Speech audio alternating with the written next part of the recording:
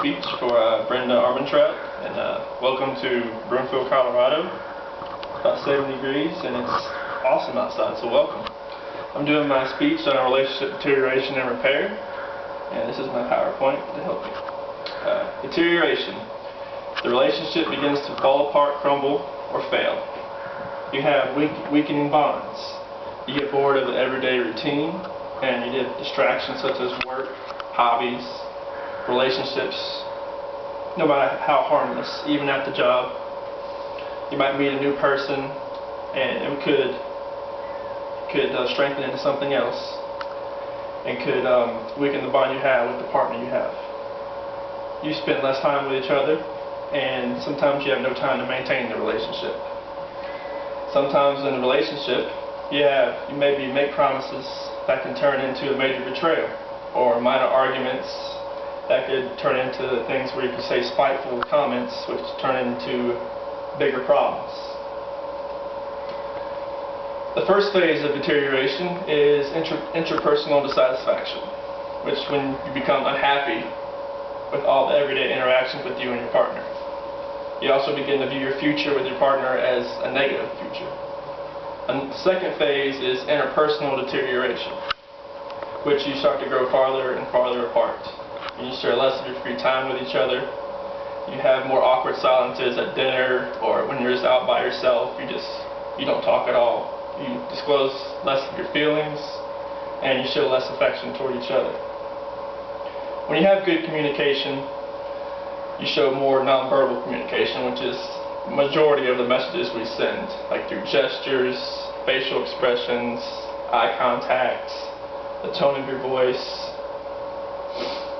And there's many types of forms of communication these days, and it's the most successful groundwork for relationships. A few quotes that I've done research on from Elaine Schemberg: all relationships problems stem from poor communication skills, which is very true. And another quote from Schemberg and Sorjan: you can't communicate while you're checking your BlackBerry, watching TV, or flipping through sports section, which is very true. With technology nowadays, you'll be on your iPhone, your BlackBerry, at a restaurant, and you'll see two people at a table, and you'll see both of them on their phones, either Facebook comment status, or maybe playing a game, and there's no communication at all. Commitment is the degree of commitment affects your relationship. According to Hirofumi, not surprisingly, commitment is especially strong when individuals are satisfied with their relationship, and grows weaker as individuals become less satisfied. You have to ask yourself 3 questions when you're in a relationship. Do I have a desire to keep this relationship going? Do I have a moral obligation to stay in this relationship? Or is it a necessity for me to stay in this relationship? According to my research, sometimes a necessity could be children. Sometimes when you have children and your relationship starts to deteriorate, a child could help repair it. All relationships are held together in part by a form of commitment, either based on desire, obligation, or necessity. And when the commitment is strong enough to hold the relationship together, you avoid arguing about minor disagreements, and you support one another. When commitment is weak, the relationship is full of doubt, and the relationship deteriorates faster. You have 2 types of deterioration. You have sudden and you have gradual. Sudden would be an example of infidelity. When somebody is not faithful to their partner, the partners realize that the relationship cannot be sustained. Gradual would be if you met somebody at work, or a new friendship has occurred, and as it goes on, you see that, okay, maybe this relationship has more potential than the relationship I have with my partner. And that would gradually push the old relationship out and push the new relationship in. Reasons relationships start to fall apart. Sometimes you no longer find your partner attractive, physically or in their personality. When you're in a relationship, you have to show desire, lust towards your partner. Sometimes when you get married, the lust and the desire kind of falls by the wayside a little bit. But If you want your relationship to keep going, I would suggest maybe go to a place where you first met, or go bungee jumping, go somewhere that will bring the excitement back. You no longer experience closeness, or when your differences become more important than the similarities, you just pick apart your partner, and you don't see anything that you have in common anymore. You just see something he or she does, and it just gets on your nerves, and you just can't let that go. And you feel you might do better with someone else that you've met. You think that you can no longer that your partner is someone that you can't be with. When you feel you are putting more into the relationship than you are getting out.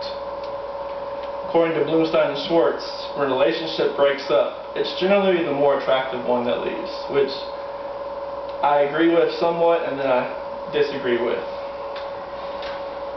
When in repair, the stage is not always pursued.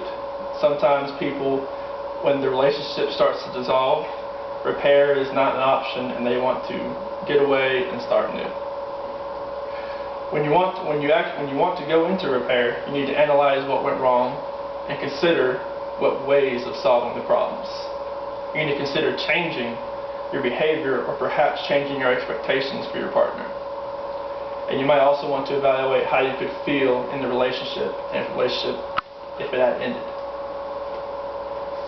One of the first stages of repair you need to recognize, identify the problem, what changes you need to make the relationship better. Avoid words like always and never. If you say this to your partner, it just makes the relationship makes it backtrack. You'll never get to the repair stage. You need to take responsibility for your feelings and not blame your partner. And you need to be descriptive when discussing grievances. Resolution and conflict resolution. You need to look closely for relational messages that will help clarify motivations and needs. Exchange perspectives and see the situation as your partner does. You need to own your own feelings and thoughts. Use active listening techniques. Listen to your partner. Make sure they feel wanted. Make sure that they know that you're there and not in space somewhere thinking about the baseball game that's coming up or the football game that's coming up, which I sometimes do.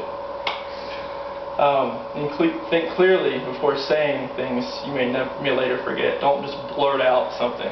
Just think about it. Don't just, if something comes to your mind, then it might be wrong. I do that too.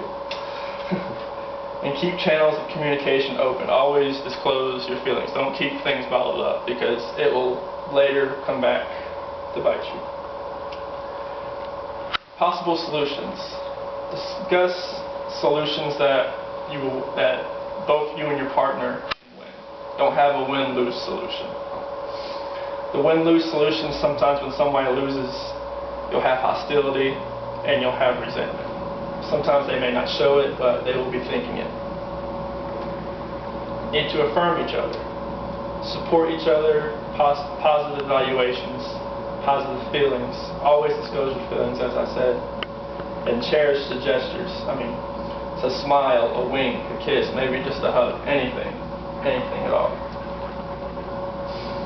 Solutions into normal behavior. Say you're sorry.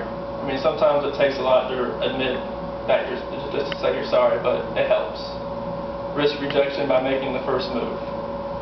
Be willing to change, to adapt, to take a new task and responsibility. And in conclusion, I'd like to say that relationships are hard, but they're worth it in the end.